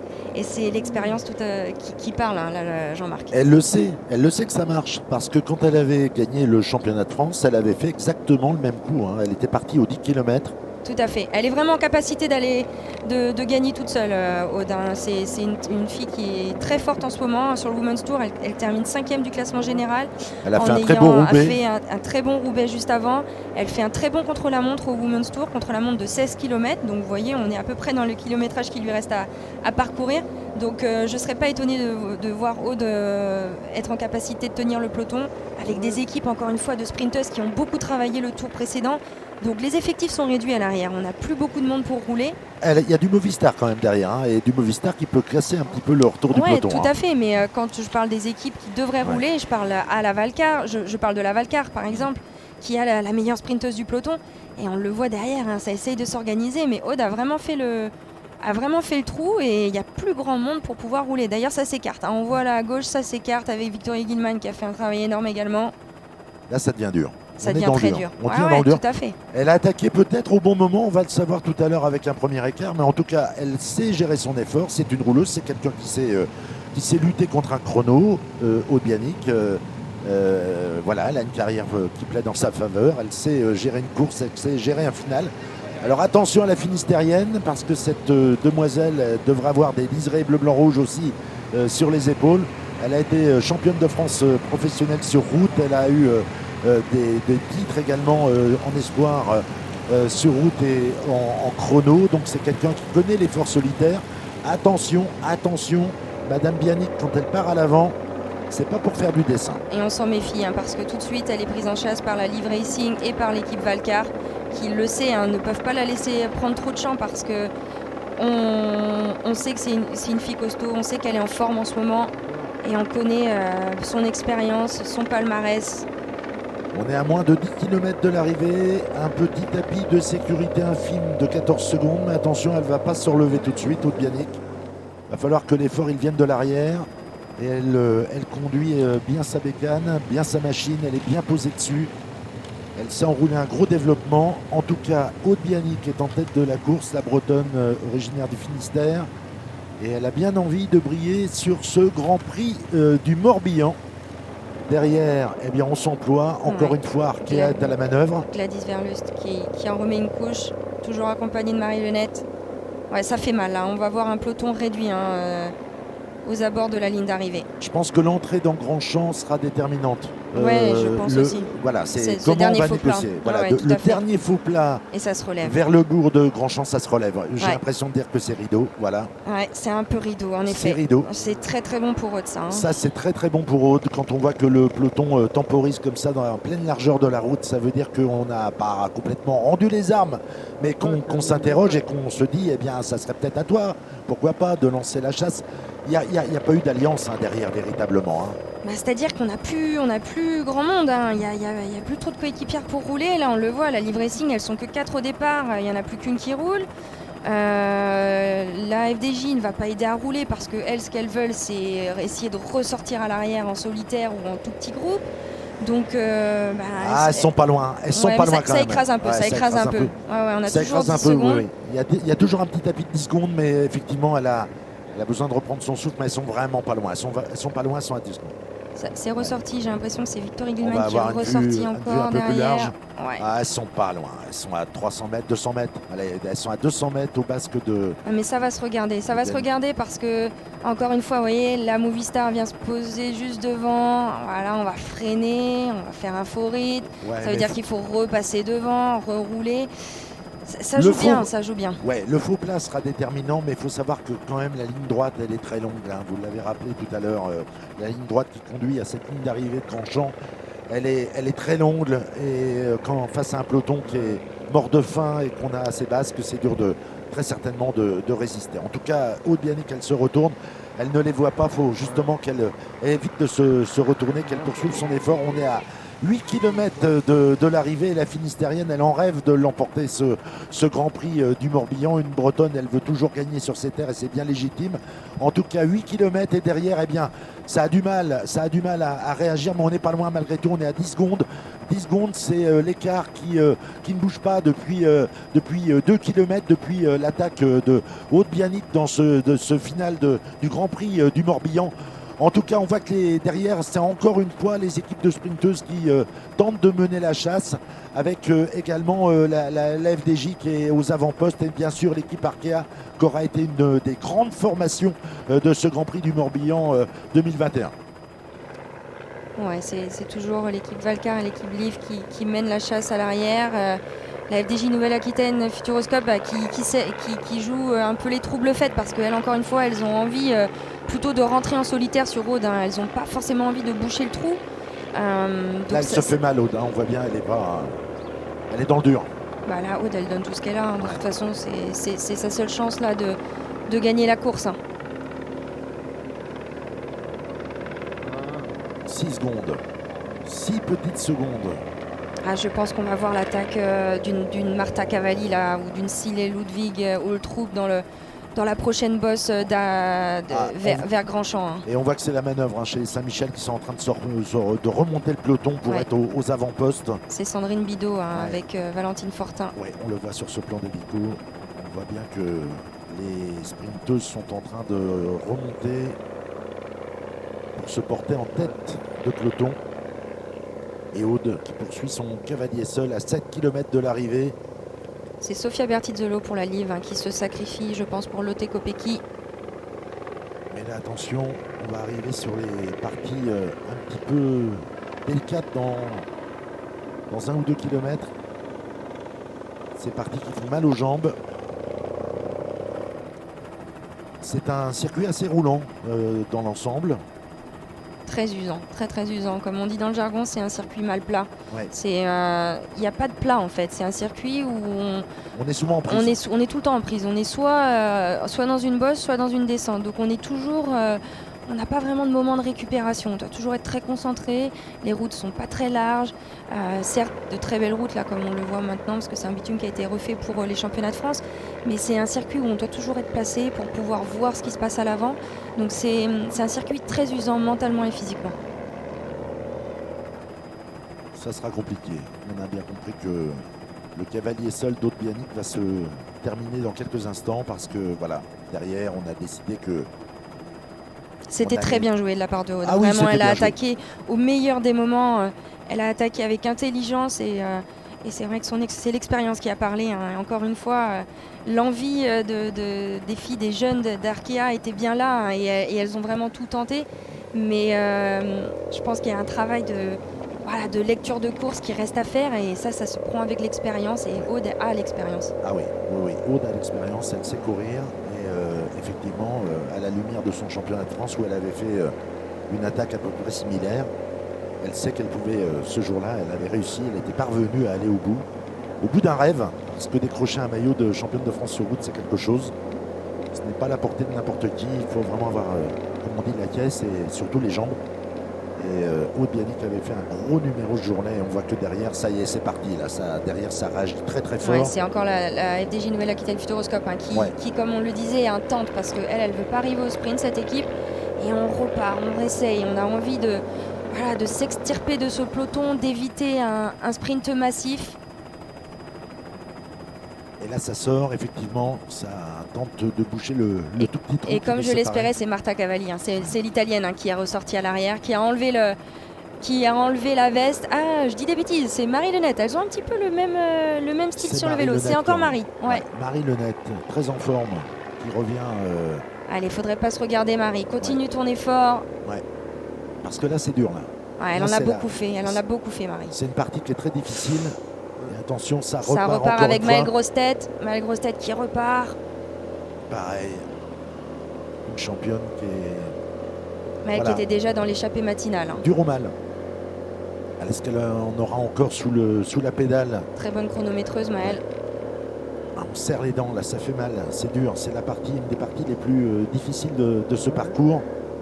Et Et elle fait le trou. Hein. Derrière, trou. on se regarde encore. Hein. C'est un petit peu le souci quand on rentre trop tôt sur l'échappée. Vraiment, encore une fois, on s'expose au contre. Hein. Et là, Arkea qui est encore là avec Pauline Alain. Ouais. Et je crois que c'est Maëva Skiban encore une fois à l'arrière. Ouais, Maëva Skiban qui est là, qui est dans le coup. Hein, la petite bretonne qui est vraiment... Très belle course aussi du Stade Rochelet Charente-Maritime, hein, qui a été toujours bien placée, toujours là dans les bons coups. Maëva Skiban qui a eu plusieurs fois titré au niveau national, hein, chez les juniors. Chez les juniors, oui, tout à fait. Et chez les cadettes aussi, je crois. Oui, chez les cadettes, oui. Vraiment une... Allez Maëva, tout de suite, jeune fille brillante. Prends ton relais tout de suite. Capable de faire un coup, hein. Ouais, il faut dynamiser cette échappée, Maëva. Ouais, là, faut prendre un relais. Là, faut prendre Pareil un relais. pour Maëlle, là, il faut pas se regarder, les filles. Il faut y aller. Hein. Derrière, c'est laborieux. Les filles ont beaucoup roulé pour la Live et elles continuent de rouler, mais elles sont forcément moins fraîches. Là, faut plus se regarder, les trois. Faut y aller. Il y a 3 places sur le podium. C'est un bon coup, là. C'est un vraiment très très bon coup. À 4,5 km de l'arrivée, on sent que derrière, ça se regarde. Ouais.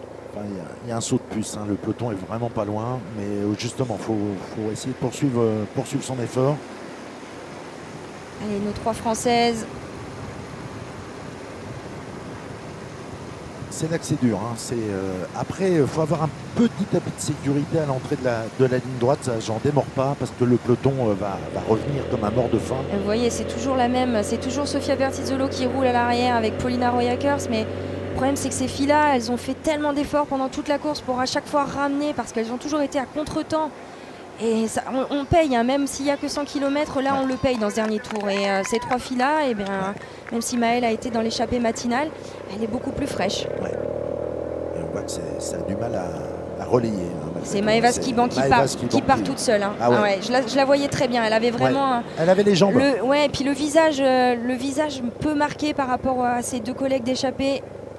C'est dommage qu'elle les abandonne aussi vite parce qu'elle aurait pu essayer de les garder le plus longtemps possible, mais elles sont vraiment en bout de course, hein, Pauline Alain et Maëlle Grosse-Tête. Ah ouais, mais alors attention, faut pas la laisser partir, la petite Skiban, hein, parce qu'elle sait finir une course. Attention, là c'est peut-être le bon coup qui part. C'est peut-être le moment décisif de la course, ça repart. Silly Ludwig-Ultrup, la danoise, la leader de cette équipe Nouvelle-Aquitaine.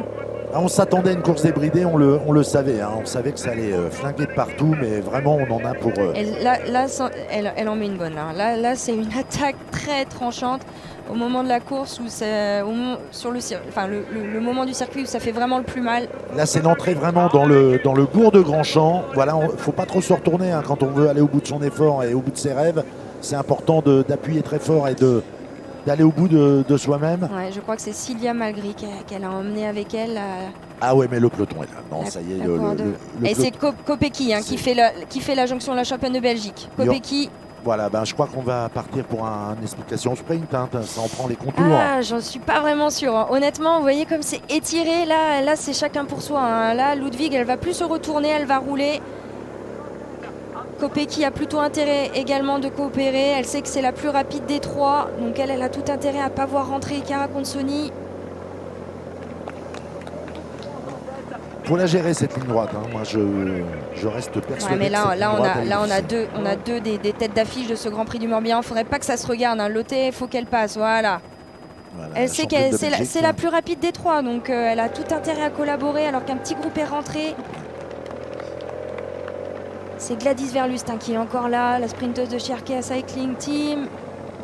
Et Gladys, elle va bien au sprint. Hein. Elle va bien au sprint. Attention. Mais elle en a beaucoup fait. Hein. Elle en a beaucoup fait, mais voilà.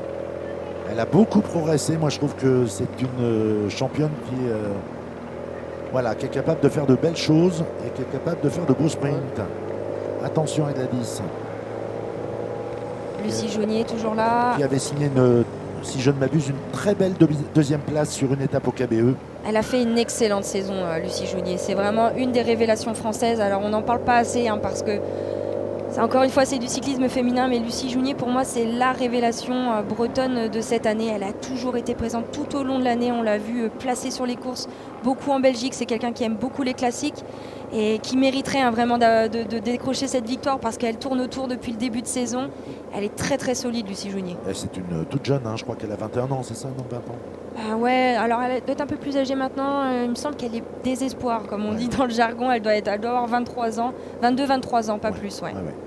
Ah, ça se regarde. Hein. C'est dommage, hein. C'était vraiment très bien joué de la part de Cecilie Ludwig-Ultrup de démarrer dans cette bosse. Ça aurait pu fonctionner. Mais le peloton a du jus. Moi, c'est ce que je puis ça remarque va rentrer parce que ça se regarde. Depuis le début de cette retransmission, vous l'avez sans doute noté avec nous. On a un peloton qui est resté relativement homogène. Hein. On rappelle quand même qu'elles étaient 88 au départ de ce Grand Prix du Morbihan qui s'agite encore une nouvelle fois à 2 km de l'arrivée avec des tentatives d'attaque successives qui se multiplient sans cesse avec bien sûr les équipes de sprinteuses qui voudraient bien l'emporter aujourd'hui. Hein. C'est une arrivée qui est taillée sur mesure.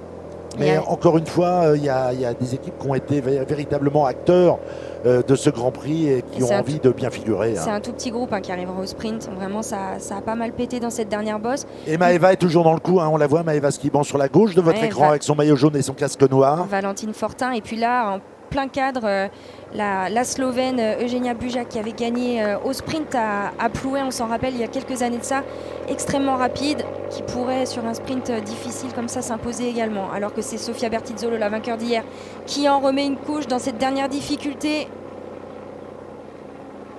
là, attention, nous sommes à bientôt 1,3 km de l'arrivée. On va bientôt passer la flamme rouge. Qui en remet une couche également, alors qu'on a vu Chiara Consoni est là.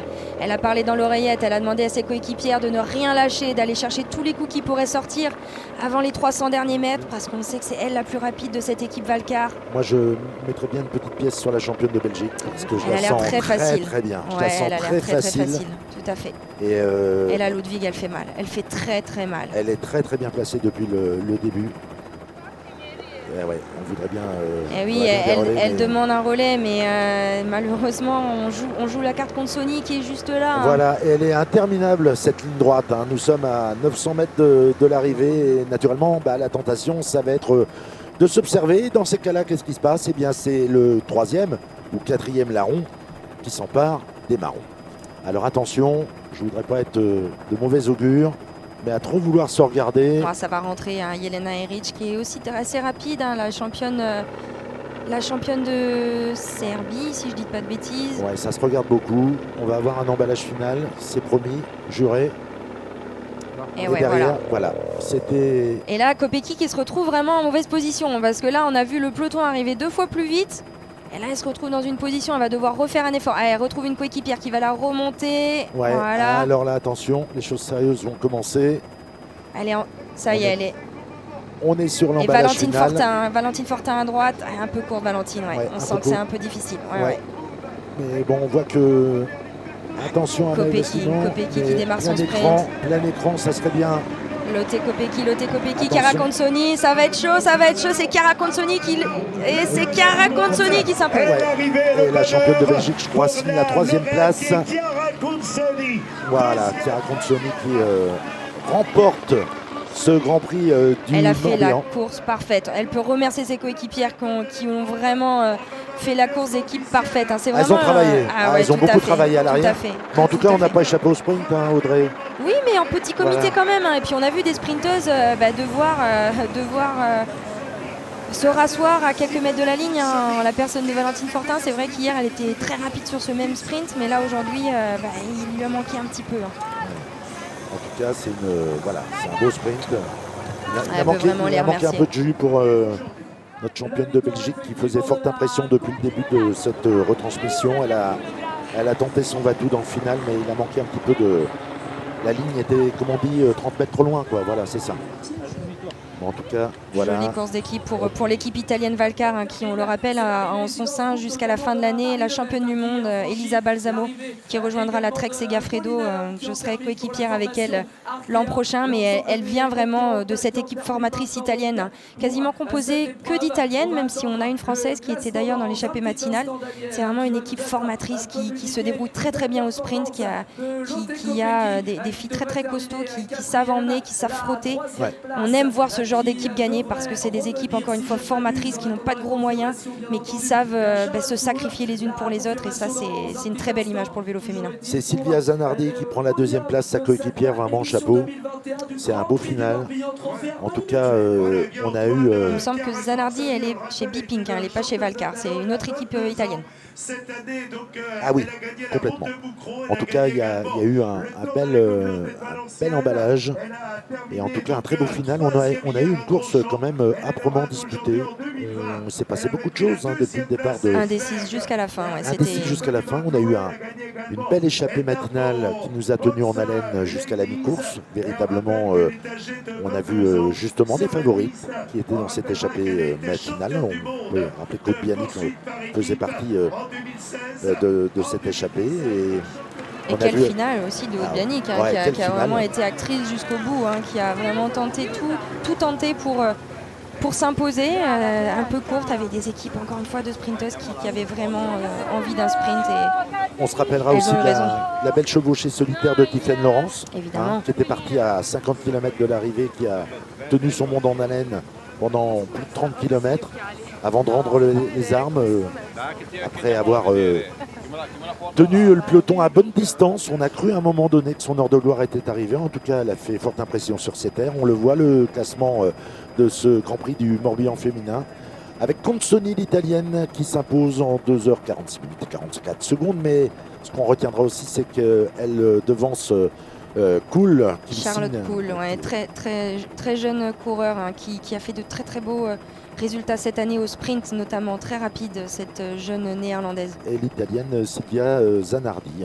Avec Kopecky qui ne fait que 4e. C'est vrai qu'on espérait mieux pour la championne de Belgique, qui s'est souvent imposée au sprint cette année, très costaud, et qui est peut-être un petit peu aussi en bout de course après les championnats du monde notamment, où elle avait beaucoup de pression. Mais on a vu que sur la fin, elle était bien pourtant. On la sentait répondant à chaque coup. Elle a la tête un petit peu trop fait. C'est vrai que Chiara Consoni, on l'a pas vu du tout de la course. Voilà. C'est ses coéquipières qui ont fait tout le travail. Et Lotte, elles étaient que 4 encore une fois au départ, donc un peu courte sur le final. Voilà, et puis une victoire qui s'est écrite avec une nette domination. Et la joie des coéquipières, ça c'est une belle image, la joie des coéquipières une fois qu'elles ont confirmation de la victoire de leur équipe. Regardez, je ne sais pas si on aura le temps. Ah oui, ça c'est sympathique. Ça c'est très sympa. On sent qu'on dit bonjour à la maman. Ciao maman. Et oui, au pays on regarde peut-être France 3 Bretagne, pourquoi pas, mais c'est certain. Les Italiens sont très connectés. Ils n'ont pas loupé une miette de la course aujourd'hui. En tout cas, les petites Bretonnes n'auront pas démérité. C'est l'enseignement qu'on gardera aussi de cette belle matinée. Les Bretonnes en général, et puis encore une fois l'équipe Arkea. Oui, l'équipe Arkea qui a fait un très beau travail et qui a montré qu'il y avait vraiment de très belles individualités en son sein. On a eu une belle course, débridée, disputée, avec un scénario qui s'est inversé sur la fin, mais on pouvait s'y attendre parce que les grosses formations avaient, comme on dit, des belles pièces à jouer sur l'échiquier, et on a vu une sprinteuse s'imposer sur cette ligne droite qui est, on peut le dire, dédiée aux sprinteurs, aux hommes forts du peloton et aux femmes fortes du peloton. En tout cas, plein écran, on la voit, cette petite italienne triompher aujourd'hui à Grandchamp. On va vous rappeler quand même. On va vous rappeler, c'est important, prenez vos tablettes, prenez vos crayons. Notez bien que cet après-midi, à partir de 15h15, avec Audrey Cordon, avec notre ami Gurvan Musset de France Bleu, nous serons en direct pour vous faire vivre ce Grand Prix du Morbihan côté garçon cette fois-ci, avec beaucoup d'indécision, car c'est l'avant-dernière étape de la Coupe de France masculine. Rien n'est joué. On aura une course absolument échevelée, c'est certain, c'est garanti, c'est sur facture. Donc soyez avec nous cet après-midi, ça nous fera plaisir déjà de vous revoir. Soyez avec nous parce qu'on va avoir vraiment du beau vélo. On va sortir les calculettes. Ah oui, la journée et les vélos sur France 3 Bretagne. Ne l'oubliez pas, restez avec nous, soyez avec nous jusqu'au bout.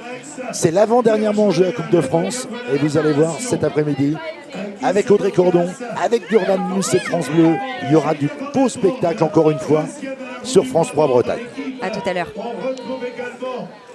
On va aller voir Mathilde tout de suite qui est sur la ligne d'arrivée, qui a peut-être une question avec peut-être la championne du jour.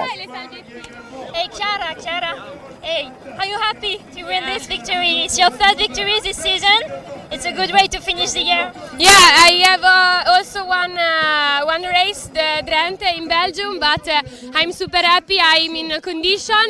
Next week I have the World Championship in Roubaix, and I'm super strong. Elle a le championnat du monde de piste à Roubaix la semaine prochaine. Elle est très en forme. Elle a déjà gagné en Belgique et en Espagne cette année. Elles se sont super fortes et c'est super. Congratulations, Chiara. Thank you so much. Eh bien, bravo, un joli sourire, super. On l'a vu, elle a triomphé aujourd'hui, cette petite Italienne, sur les routes du Morbihan. On vous retrouve, on vous l'a dit, cet après-midi. Soyez au rendez-vous, c'est à 15h15 pour suivre les garçons cette fois-ci à Grandchamp. Merci Audrey. Bon appétit tout le monde. On se dit à tout à l'heure. Hein. À Promis. tout à l'heure. Bonne journée à tous, bon appétit. 15h15, on se retrouve.